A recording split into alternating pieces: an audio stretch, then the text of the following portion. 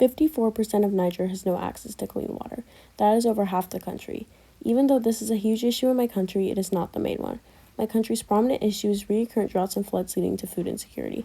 My name is Ada Ames. I am 13 years old and love my country.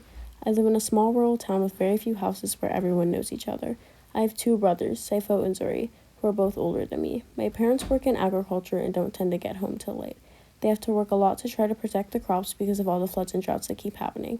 Me and my family all live in a small mud hut that is elevated to protect us from the water when it floods. I share a room with all my brothers that is tiny. My parents have their separate room that is also small. Even though my house is small, I still love where I live. When I was younger, my mom would always take me to the old quarter, which is still my favorite place to visit, even though we moved away from that area. My country originated from the nomadic people of the Sahara North. In the 19th century, the British and the French partitioned my country at the Niger River. My dad always complains to me about how he thinks it's unfair that in earlier years other countries had control over us. The French colonized my country back in 1922, but we later gained independence in 1960. Another thing my dad always talks about, how we shouldn't have had to gain back independence and we should have just had it all along. I love many things about my country, but I mostly adore the artwork that is always surrounding me. My country highly values red clay pottery and musical instruments. When I was younger, I always wanted to create pottery with the bright clay and make cool designs, but with where my country is headed, I think I may end up in agriculture just like my parents. I also love the food. Tiramisu is by far my favorite. Even though it is Niger's official dish, it never gets old. The way the people in my country dress is amazing too. I love how I get to wear colorful silk skirts and a silk top to match. It always makes me feel so fancy.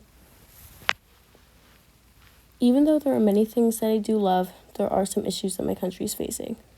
Lots of people are ending up poorly educated. Education is hard to find around here, and a lot of people think it isn't necessary.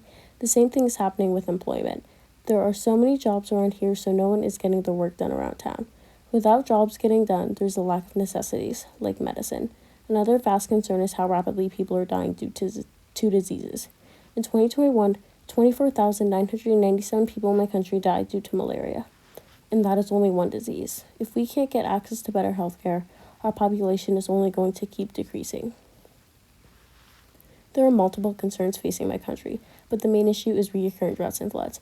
On August 25th, 32 people died and over 30 were injured due to a flood. Floods and droughts also can lead to a lack of clean drinking water, food, and fertile land. This has been an issue for a while now, and no one is doing anything to stop it. Even though me, my family, or anyone in my community can't fully put a stop to these things from happening, there are ways we can help protect our land.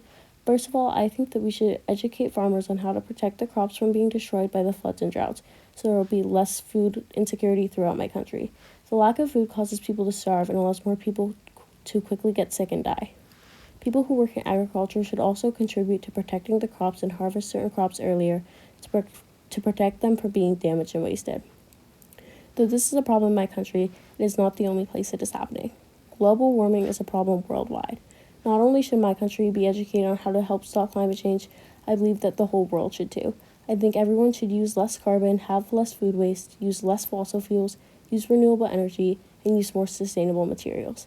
Everyone should learn about this because not only will it help out developing countries like mine, but it will also help the future generation live without stress.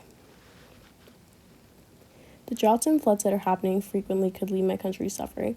I love my country and love growing up here, and I want my future kids to enjoy it just like I did. I do not want them to be stressed over the warming of our planet and if they're going to be able to survive with all the flooding going on around them. I want to be a change maker starting with my town and then my country, educating people on climate change to help protect our land. Even though it is a big goal, it is a good place to start to put an end to such awful events. People should care about what I have to say because even though this is mainly an issue in my country, this issue is only going to get bigger without other people's help. People should put a stop to this before it isn't only an issue for poor countries like mine, but before it becomes an issue worldwide.